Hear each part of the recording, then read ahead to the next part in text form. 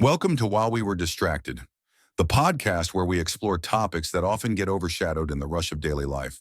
Imagine finding out that, an organic grassroots activist group you've been following online. Right. Like a group that's out there loudly protesting injustices, calling for massive social change, whatever. Imagine finding out that they aren't a real movement at all. Yeah, that it's all fake. Exactly.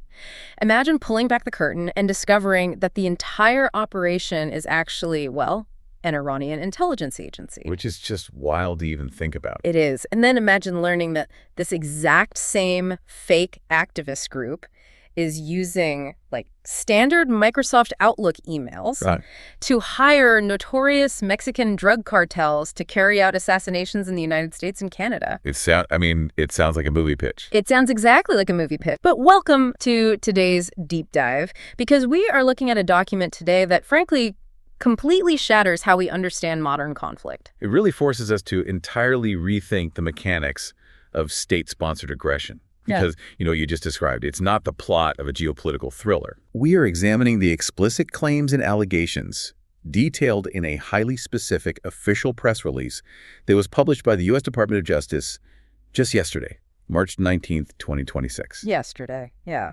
And our mission today is to, unpack this document to understand exactly how warfare has moved away from traditional battlefields and into the realm of what the DOJ specifically calls cyber-enabled psychological operations. That phrase right there, cyber-enabled psychological operations. Because, when you picture a map of a war zone, there's a certain expectation of geography, right? Right, you expect physical borders. Exactly. Lines drawn across land masses, clear boundaries between where the conflict is happening and where it isn't. The battlefield is over there, and civilian life is over here. And that spatial separation has, historically, provided a really profound sense of security for people.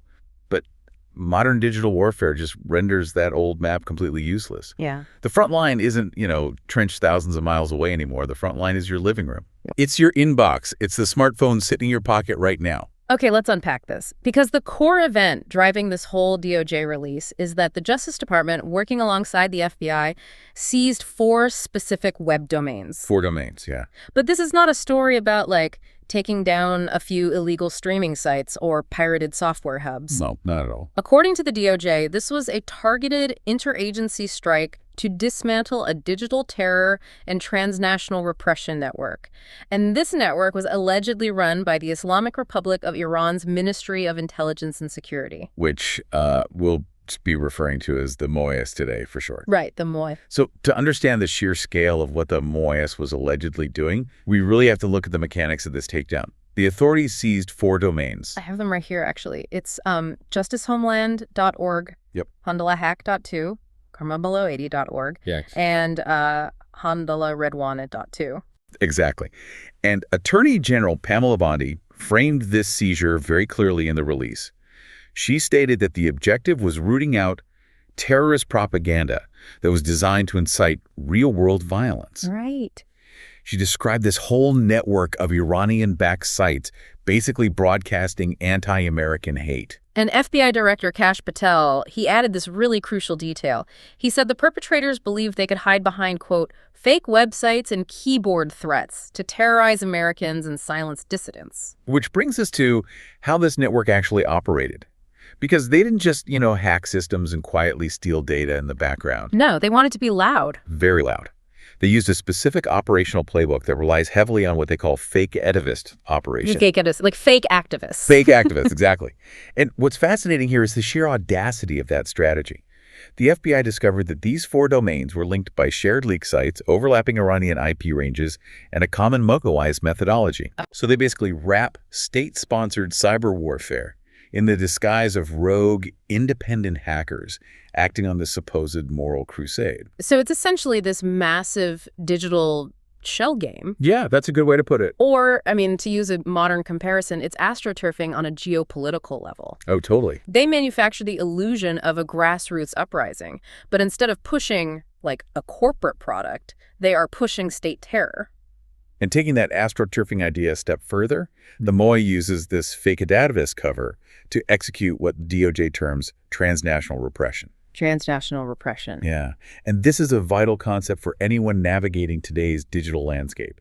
Transnational repression means the goal is not merely intelligence gathering. Right, it's not just spying. No, the goal is to reach across international borders to embarrass, discredit, and silence journalists and regime dissidents. Wow. They want to discourage independent reporting and create this pervasive, suffocating atmosphere of fear among the Iranian diaspora who, dare to criticize the regime. So they're essentially doxing people and leaking data just to create fear. Precisely. But, theoretical playbooks and psychological intimidation are one thing. The DOJ document actually outlines a timeline showing exactly how this strategy was violently put into practice, right? Following a really specific geopolitical trigger. Yes. The U.S.-Iran conflict that began on February 28, 2026. Right. So following that late February trigger, we see this massive immediate escalation utilizing two of those seized domains, the handalahack.2 and handalaredwanted.2. Exactly. The Morass allegedly deployed this persona called handalahack to carry out just a relentless string of retaliatory operations in early March. The timeline is incredibly dense here. So on March 11, 2026, the handalahack persona used their domain to claim credit for a destructive malware attack against a U.S.-based multinational medical technologies firm. Right, a medical firm. Yeah, and they didn't try to hide their motive at all. They explicitly claimed this was retaliation for, quote, ongoing cyber assaults against the infrastructure of the axis of resistance. And they followed that up with massive doxing campaigns. By March 9, 2026, the DOJ states the attackers posted the names and sensitive, personally identifiable information, or PII, of approximately 190 individuals. 190 people. Yeah. And these were individuals associated with or employed by the Israeli Defense Force, the IDF, and the Israeli government. And the threats attached to that doxing were beyond chilling. 3 days earlier, on March 6th, they posted confidential data of people they claimed worked for the IDF. And I want to quote directly from the DOJ document here so you listening can hear exactly what these victims were receiving. It's intense. It really is. The message said, quote, your iPhone 12 Pro Max holds no security for us. We even know your exact location, end quote. Yeah. And then they urged the people of the Axis of Resistance to look at the leaked names and, quote, respond to these Zionist pigs yourselves. Notice the deliberate, highly specific nature of that intimidation there. Your phone model, yeah. Right. Mentioning the exact phone model, stating they know the exact physical coordinates of the target. It is meticulously designed to strip away any illusion of digital privacy. They're telling the victim, the screen will not protect you. But wait, hold on, though. I have to stop here. Okay. Because that very same day, March 6th, they carried out another massive data theft. And the details of this one make zero sense to me. The Sansar hack. Yes. They claim to have stolen 851 gigabytes of confidential data from members of the Sansar Hasidic Jewish community. They threatened the leaders, saying, quote, no place is safe for you. And they claim the stolen data included documents on financial cooperation, secret correspondences with Netanyahu, and witchcraft ceremonies. I know it sounds completely absurd, but that is the explicit claim documented in the federal affidavit. But look at the targets. A U.S. multinational medical tech firm, a Hasidic Jewish community. You just explained this is the MOIs, a state intelligence agency, retaliating for a military conflict that started in late February. Why on earth are they hacking a Hasidic community and screaming about witchcraft instead of targeting, military bases, defense contractors, government servers? Well, if we connect this to the bigger picture, it reveals the true grim mechanics of psychological terror. Okay, how so? Think about it. If a foreign intelligence agency restricts its attacks entirely to military targets or defense contractors, the general civilian population still feels relatively safe. Because they're not in the military. Exactly. The conflict remains contained within the rules of traditional engagement. But by deliberately targeting civilian medical infrastructure and religious communities, and by weaponizing bizarre, sensational disinformation like witchcraft ceremonies, the MOAs achieves two very specific things. Okay. First, they create maximum media chaos and confusion. Sure, because it's so weird. Right. And second, they aim to incite real-world violence from fringe extremists and sympathizers who might actually act on that disinformation. Wow. So they are trying to make everyone feel utterly vulnerable. They want you to believe that, just checking into a hospital or attending a religious service makes you a target. Exactly. And Assistant Attorney General for National Security John A. Eisenberg made this point explicitly in the document. He stated that Iran used these domains to intentionally incite violence against Jewish communities and spread anti-American propaganda. Right. The psychological objective is to fracture society's sense of safety. They want to prove that no one, no matter their profession or faith, and nowhere, no matter their country of residence, is out of their reach. Which brings us to a terrifying question, I think. We've talked about doxing websites and these public intimidation campaigns, but fear only lasts so long if it stays on a screen, right? Yes. How did they convince these victims, who are living thousands of miles away in North America, that their physical lives are actually in immediate, real-world danger? The FBI investigation detailed in the source document reveals the answer to that, and it is perhaps the most alarming section of the entire release. Yeah, this part blew my mind. Because the threat actors didn't solely rely on sophisticated custom domains or like encrypted dark web forums. They used a remarkably mundane tool. A standard Microsoft email account. Yep, specifically Handela_team@outlook.com. Just a completely regular consumer-grade Outlook address, like anyone could make. Regular Outlook address. And from an operational standpoint, using a massive ubiquitous service like Microsoft Outlook helps malicious actors blend in with billions of normal daily email. Right, it hides in plain sight. Exactly. And they use this standard address to send direct, personalized death threats to Iranian dissidents and journalists living in the United States and abroad. And the DOJ provided the text of an email sent around March 1st, 2026. The subject line was simply Death To, followed by the redacted names of the victims. Wow. Yeah. Inside the email, the senders declare themselves loyal followers of Supreme Leader Ali Hosseini Khamenei, and they declare war on enemies in the West. But the motive they list for targeting these two specific individuals is just surreal. It really is. They state the victims are being targeted because they, quote, laughed like hyenas during the redacted show. I mean, think about the psychological weight of that grievance. They are monitoring the specific momentary reactions of dissidents watching a broadcast. A laugh. And responding to a laugh with a lethal threat. And it is lethal, because in that same email, they openly announce an alliance that crosses a massive red line. But, like, how does an agent sitting at a desk in Tehran actually execute a physical hit in North America based on a laugh? By outsourcing the violence. Yeah. The hackers explicitly stated in the email that they had hacked and revealed the victims' home addresses in the U.S. and abroad. But they didn't just post those addresses online. Right. They stated they gave those specific home addresses to their partners, the CJNG, or Jalisco New Generation Cartel, operating in America and Canada. Here's where it gets really interesting and honestly terrifying. They didn't just hand over the addresses. They offered a $250,000 reward for operatives to execute and behead the victims. $250,000. Think about this intersection for a second. You have an Iranian state intelligence operation using a basic Outlook email address to hire a notorious Mexican drug cartel to carry out a beheading in the United States and Canada. It's unprecedented. It is like a nightmarish, borderless gig economy for assassinations. You order a hit the way someone orders a rideshare or a food delivery. And the structural implications of that gig economy analogy are massive. It perfectly illustrates a key point made by FBI Baltimore Special Agent in charge Jimmy Paul in the press release. What did he say? He noted that the Iranian regime exploits cyberspace to, quote, advance authoritarian objectives. What we're seeing here is that the cyber element of modern cyber warfare is often just the delivery mechanism. It's just the logistics network. Precisely.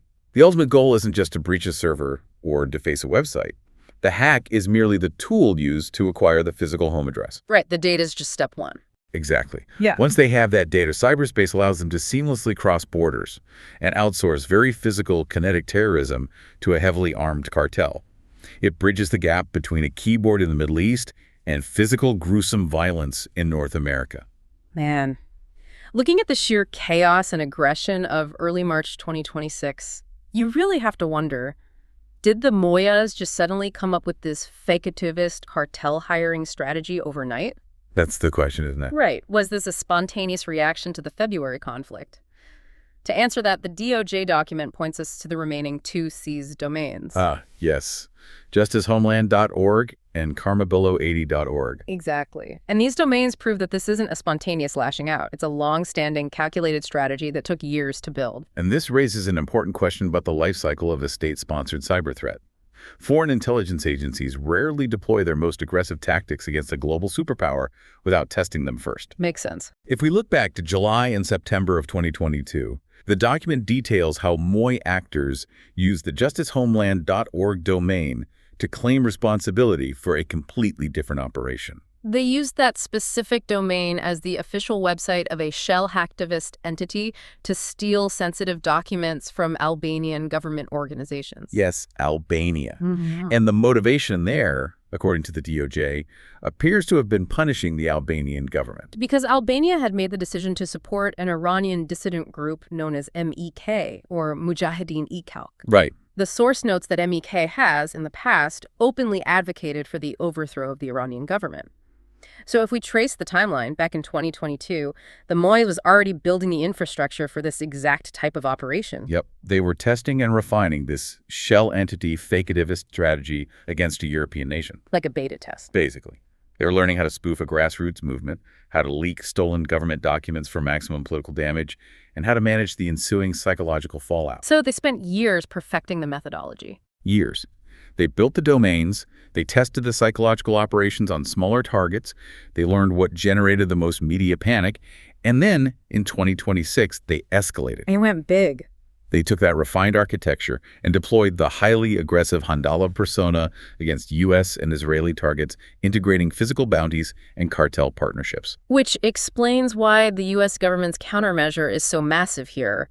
Taking down these domains isn't, a simple administrative task handled by a local cybercrimes unit. No, not at all. The DOJ outlines an intense, coordinated effort involving the FBI Cyber Division, the National Security Division, the U.S. Attorney's Office for the District of Maryland, and the FBI Baltimore Field Office. All working together. And furthermore, the Department of State's Rewards for Justice program has stepped in to apply massive financial leverage. And the scale of that leverage is unprecedented. They are offering a reward of up to $10 million. $10 million. For information leading to the identification or location of anyone engaged in state-sponsored malicious cyber activities against U.S. critical infrastructure. $10 million. It really underscores that seeing the words, this domain has been seized by the FBI on a web page, that is just the tiny public face of a massive ongoing counterintelligence war. Absolutely. U.S. Attorney Kelly O'Hays explicitly called this a direct threat to national security, committing to using all our resources and available tools to hold these actors accountable. The U.S. government is treating this with the same severity as they would a physical terror cell operating inside the country. Because it fundamentally is a terror cell. Right. The only difference is the method of entry. When foreign adversaries can reach through a fiber optic cable to harass citizens, dox military personnel, and place $250,000 bounties on the heads of journalists living in North America, it ceases to be a mere technical nuisance and becomes a paramount national security crisis. So what does this all mean for you, the listener? We started this deep dive by talking about how the map of warfare has completely changed.